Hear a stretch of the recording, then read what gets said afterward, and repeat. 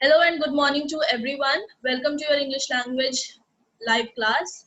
The lesson which we are going to learn today is conjunctions. So let's get started.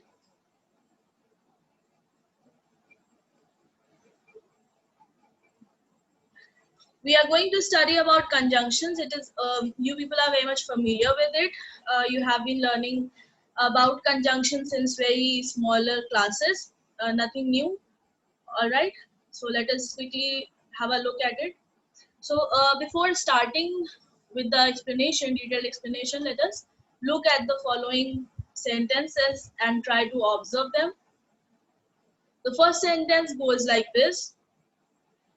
I like to watch movies, but my sister likes to read books. Second sentence, they couldn't go out as it was raining. Third sentence, work hard or you will fail. They, the last sentence is, they came and helped me. This should be they came and helped me.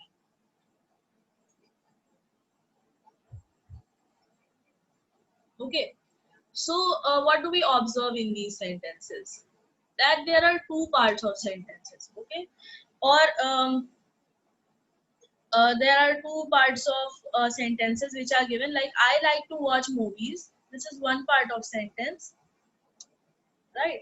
And the next part of the sentence after but, my sister likes to read books. Okay. What do we see that in all these sentences which are joined by the words like but, as, or, and, okay, these sentences have some or the other kind of relation with them. That is why they are joined. And the words which join two sentences, the words which join two words, or the words which join two clauses, they are known as nothing but conjunctions. So conjunctions are what? Simply joining words. Okay, so we are going to study about the joining words. All right.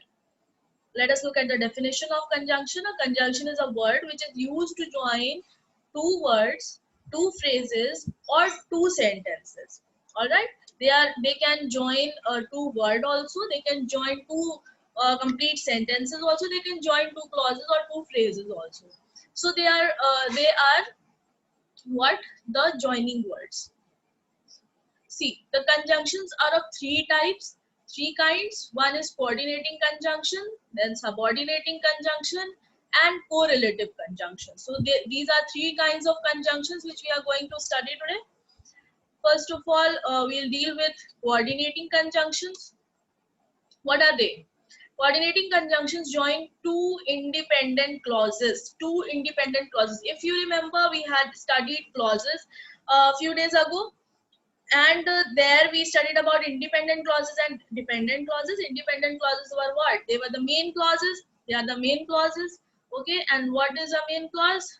A clause which can stand on its own, which has its own meaning, which expresses a complete sense. So that is an independent clause. So coordinating conjunction, uh, they join two independent clauses. That is, if you find a coordinating conjunction in a sentence, then the sentence which is on its left side, that will also be an independent clause, and the clause which is on its right side, that will also be an independent clause. Okay, so both the clauses will have their own meaning. That is why they are joined by the coordinating conjunctions. Now there are in all 7 coordinating conjunctions. Let us have a look at the 7 coordinating conjunctions. What are they? See, they are for, and, nor, but, or, yet, and so. And the it will be easier for you to remember if you remember it with this acronym, fanboys. Okay, just remember fanboys, and also remember that what does each letter stand for. Okay, so F is for, then A for and, N for nor, B for but, O for or, Y for yet, and S for so. So only these 7 words, these 7 conjunctions are categorized as what they are categorized as the coordinating conjunctions, and no other conjunction is classified as coordinating conjunction. Only these seven are there, and it will be very easy for you to remember if you follow this acronym, that is fanboys. Okay, so let us see what does F stand for. F is for it tells us the reason. Okay, so for tells us the reason in the sentence. For example, I need to buy winter clothes because for it will be winter soon. So I'm giving the reason why I want to buy the winter clothes, because it is going to be winter soon. But instead of because, we will be using for, because we have to use what, a coordinating conjunction. If we were to use subordinating conjunction, then we could have used because. But whenever you'll be asked to use only coordinating conjunction, then you won't be using because. Am I clear to everyone? You will be using for if you want to give the reason for something. Then and you we will know that and is used to join two similar ideas, right? Nor means that what does nor stand for? Means this is not, right? When there are two things, both the things are in negative, then we use nor. But is used for in where we have to express two contrasting ideas or two opposite ideas. Then or is used for the choice. If a choice has been given in a sentence for alternative ideas, or is used for yet. Is used, yet means despite something, right? And so also gives us the reason. So we have got two conjunction for reason, that is for and so.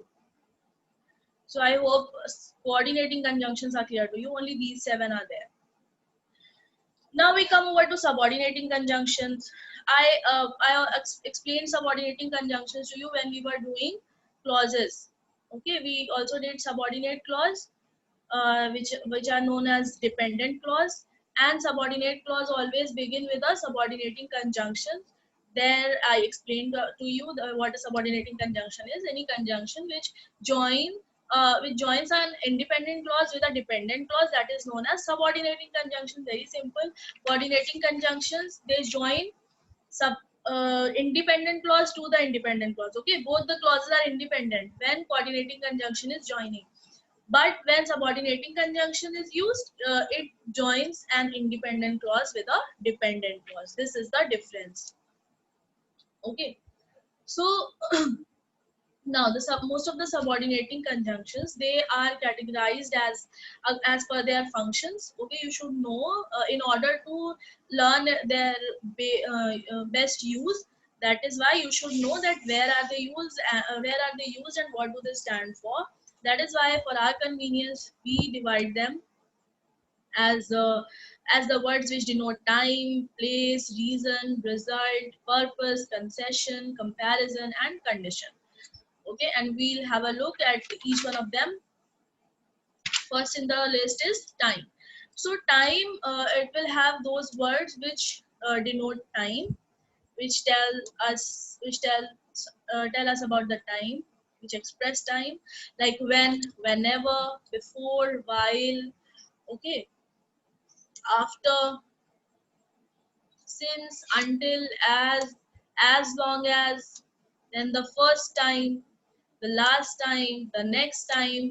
What are they? These, what do they denote? They denote nothing but the time. So let us look at the example. Deepti has been happy ever since her parents came to live with her.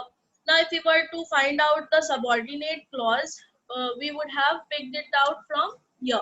Since her parents came to live with her, because it is beginning with a subordinating conjunction, right? So this since becomes what? It is the subordinating conjunction, and after and this whole part of the sentence, this is what, and this is what, a dependent clause.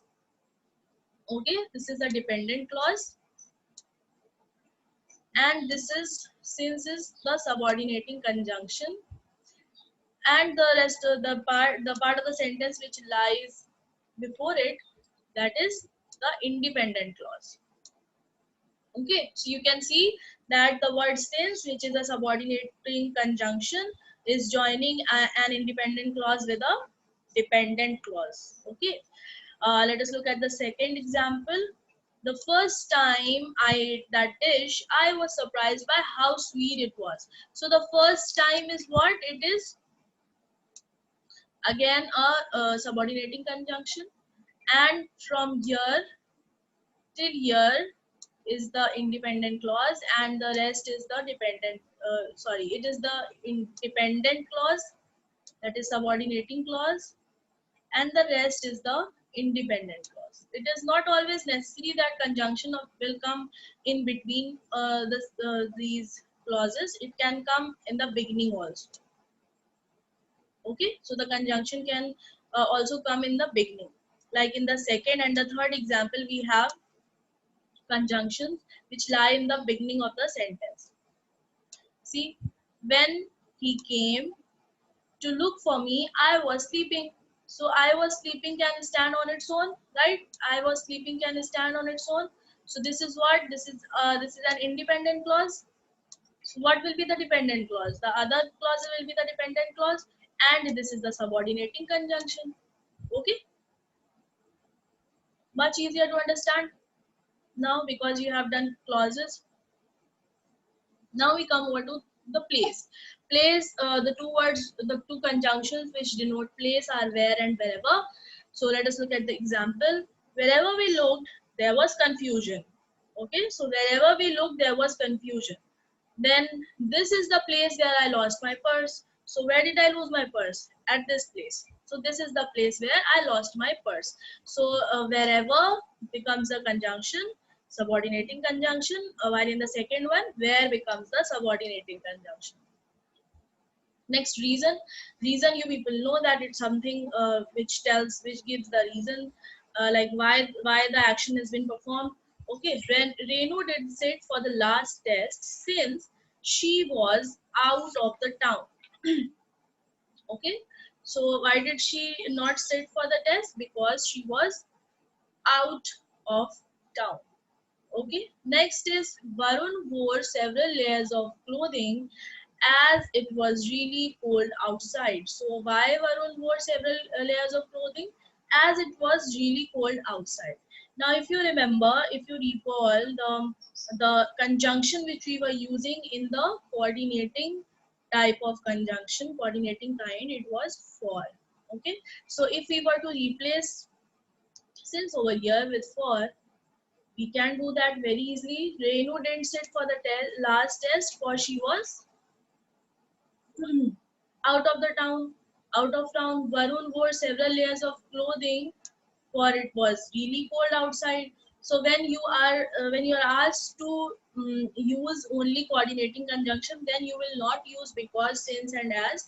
But if nothing is given, or if you are asked to join the sentences using subordinating conjunction, then you can use because, since, and as. So this you should keep in your mind, and you should also read the instructions carefully before filling in the conjunctions. Then comes the comparison. Comparison, you know it very well when we compare two things.